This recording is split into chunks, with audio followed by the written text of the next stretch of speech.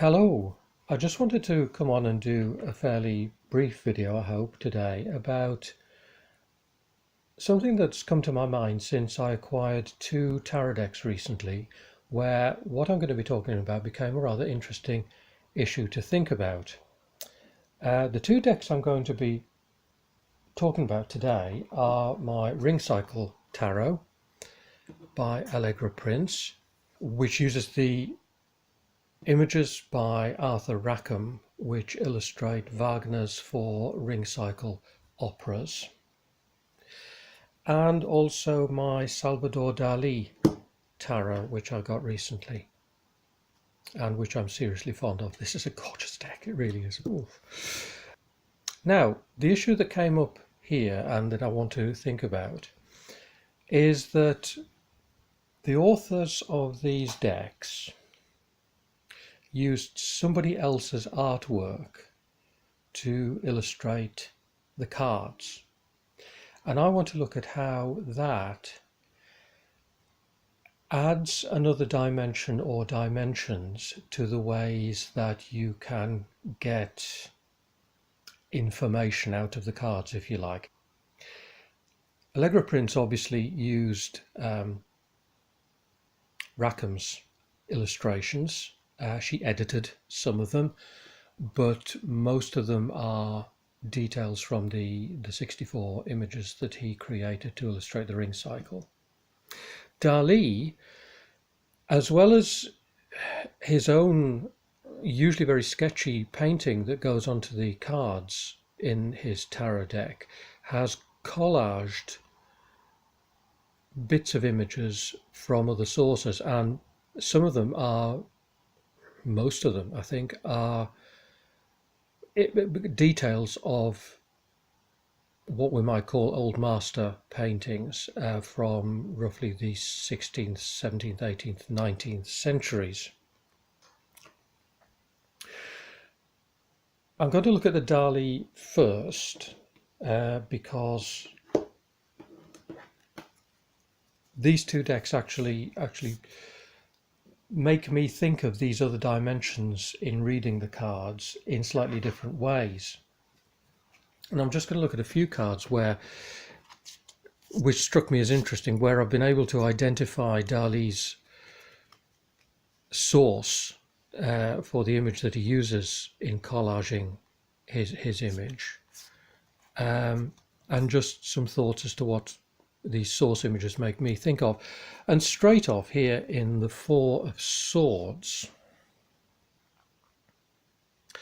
we have the painting by Jacques-Louis David, who was painting at the end of the 18th century, beginning of the 19th, and the painting is called Death of Marat. Now, Marat was one of the leaders of the French Revolution, and he was of the same political party and political outlook as the painter David. And one day in 1793, he was in his bathtub, which he often was because he had a rather hard skin condition, and it soothed him to spend a lot of time in the bath. And he was assassinated by a member of one of the opposing political parties. And David's painting depicts Marat dead or dying in his bathtub. It's a great painting. It's a wonderful painting. It's a very profound painting in some ways. It's also a very disturbing one to me because, of course, Marat was really a proponent of a very violent line of action in a very violent revolution.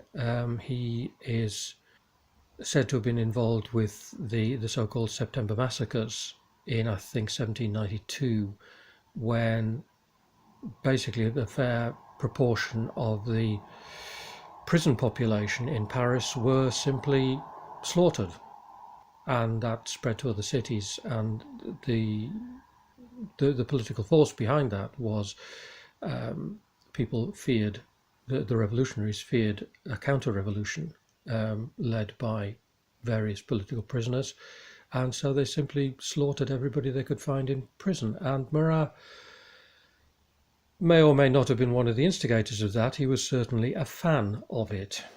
So here we have a man who favours extraordinary violence in revolution, himself assassinated. And that really brings a whole new light to the Four of Swords, which is, if you take the Rider-Waite system, for instance, it's seen very often as a time of retreat or rest. You know, the classic illustration is the knight's tomb with the stained glass window above it and the four swords. This now brings to my mind the whole of the French Revolution and the politics and counter-politics that were going on within it. Very interesting.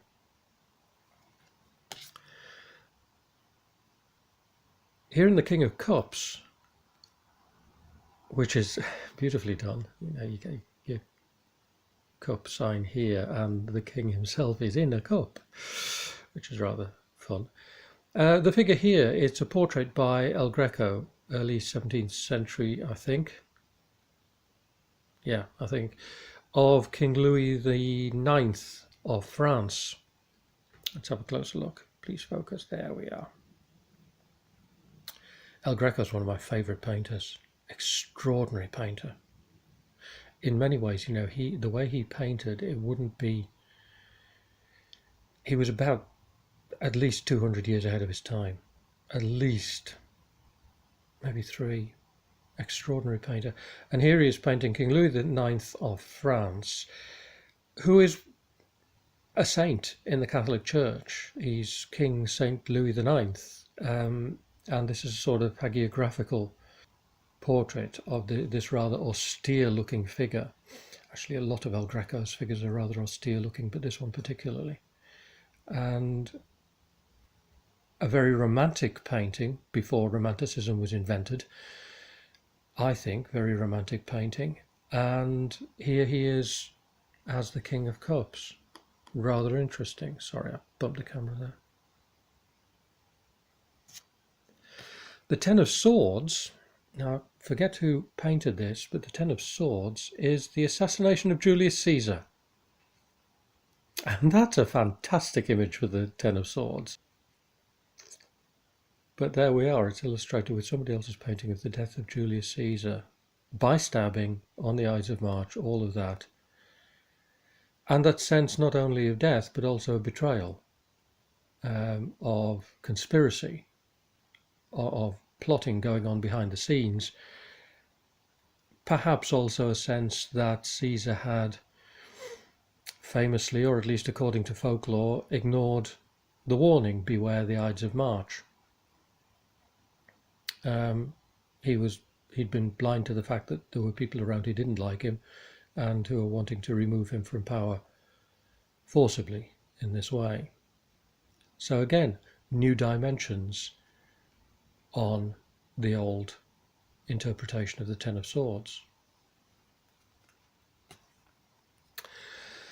I'm really not sure what to say about Dali's choice for the Knight of Cups, because it's Napoleon.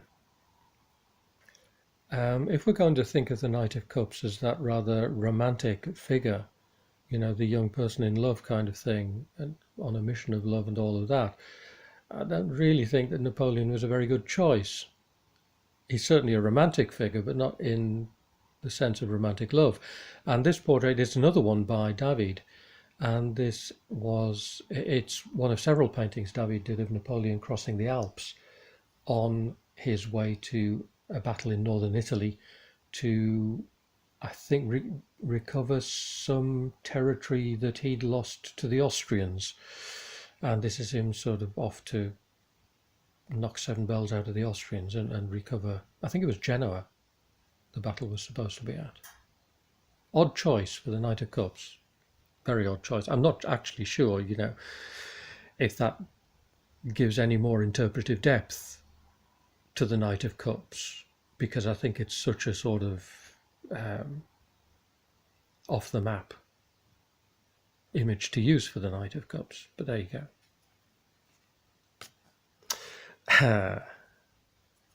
I'm not a fan of monarchy, and I'm particularly not a fan of Charles I. And here's Charles I as the Five of Swords in his painting called The King at the Hunt by Van Dyck, which is supposed to, very nicely depict the king's regal demeanour. I think it depicts the king's arrogance, and this is painted several years before the king's arrogance led to the English Civil War. I think that gives a very nice new interpretive depth to the Five of Swords.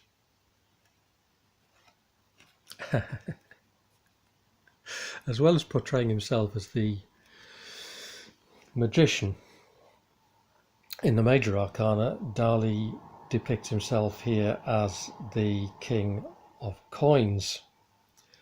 And here, I'll actually show you the original image. Here's the king of coins, and here is the photograph of Dali sitting in his chair, reading a book, and that is his pet ocelot, Babu. He had a pet ocelot in the 1960s. Took it with him everywhere.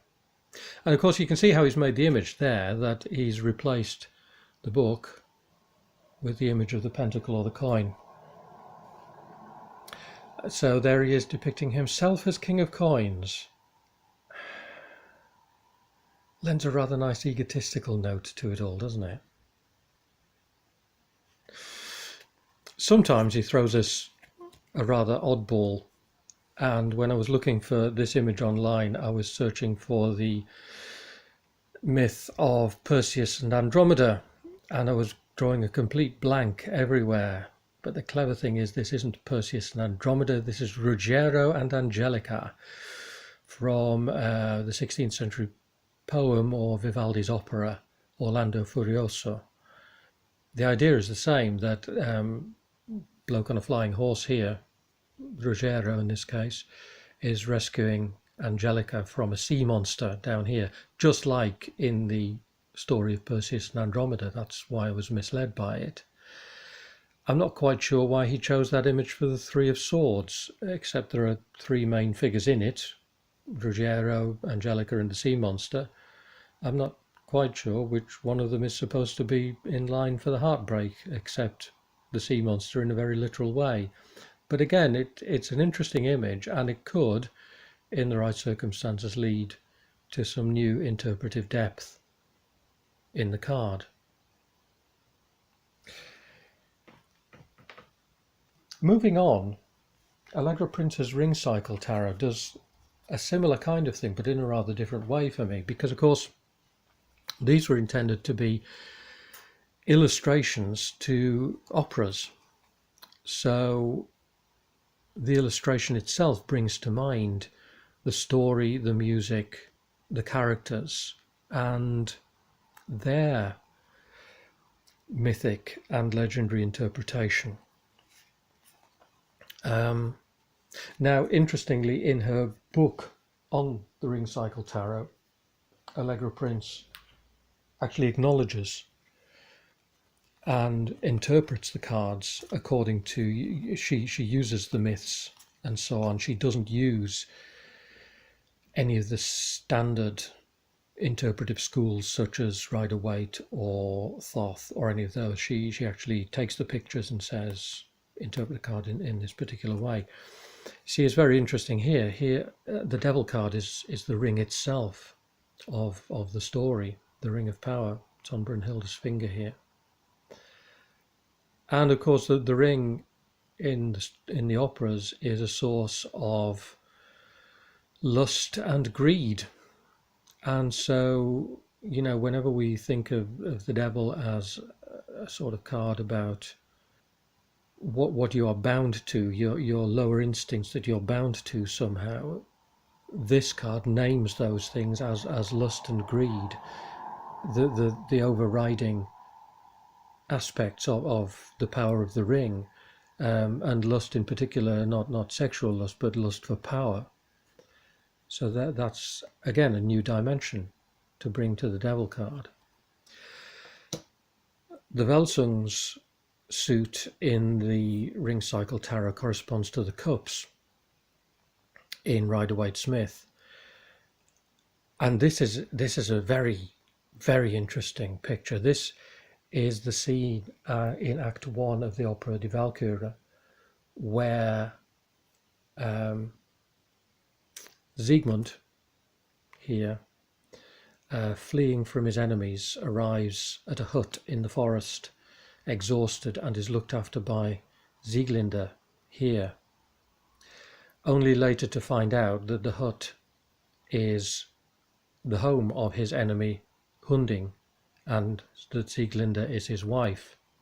And there is this incredibly tense scene where Hunding has to, by convention, Hunding has to offer Siegmund hospitality for the night, even though they are mortal enemies. And you get this wonderfully tense scene at the dinner table, basically, where Siegmund knows that as soon as he leaves the house in the morning, Hunding's going to be on his heels again and is going to kill him. And at the same time, Siegmund is falling in love with Sieglinde. And if that wasn't bad enough, it later turns out that Sieglinde is Siegmund's long-lost twin sister. So how's that for a new dynamic on the Three of Cups? This is interesting. I'll read you what Allegra Prince says about this one, and about how she reinterprets the meaning of the Three of Cups in light of this image. She says the divinatory meaning of this card is: you now put together the pieces of a puzzling situation to discern the truth. You find a short-lived reprieve from danger, but there could be enemies in your camp, so tread and speak carefully. This card can connote a business partnership or cooperative effort in which there may be a three-way power struggle. There is the possibility of a love triangle. So she's departed considerably from the Rider-Waite-Smith interpretation of the Three of Cups for the Three of Velsungs, which is a very scary card. The High Priestess is the earth goddess Erda. And if you ever wonder what the High Priestess is thinking of in that beautifully enigmatic image in a lot of Rider-Waite-Smith based decks, Erda's business in the ring cycle tarot is to foretell the downfall of the gods and the end of the world. There you go, another interesting new interpretive dimension on what the High Priestess may be about. Here's Sieglinde again. I couldn't resist including her twice. Here she is as Queen of Velsungs, Queen of Cups. And the story of Siegmund and Sieglinde within the ring cycle operas is one of the most tragic love stories ever. Not only do they find that they are in love, they find that they're actually brother and sister, and yet they're still in love, and their love condemns them to death.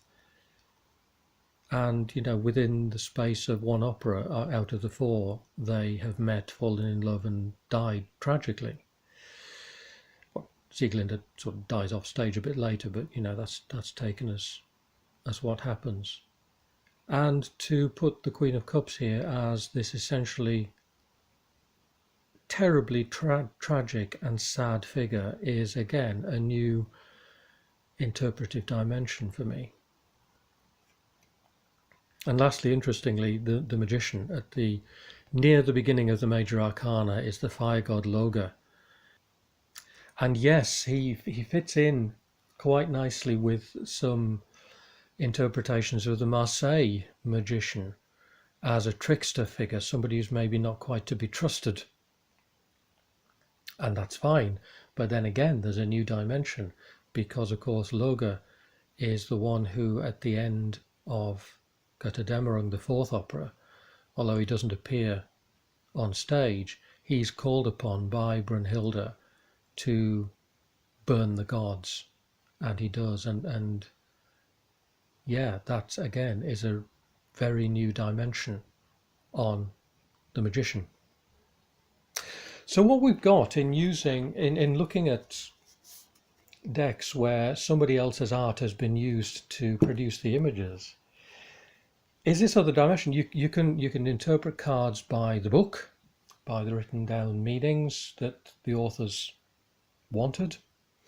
You can interpret them by looking at the picture without any knowledge of the backstory of the picture.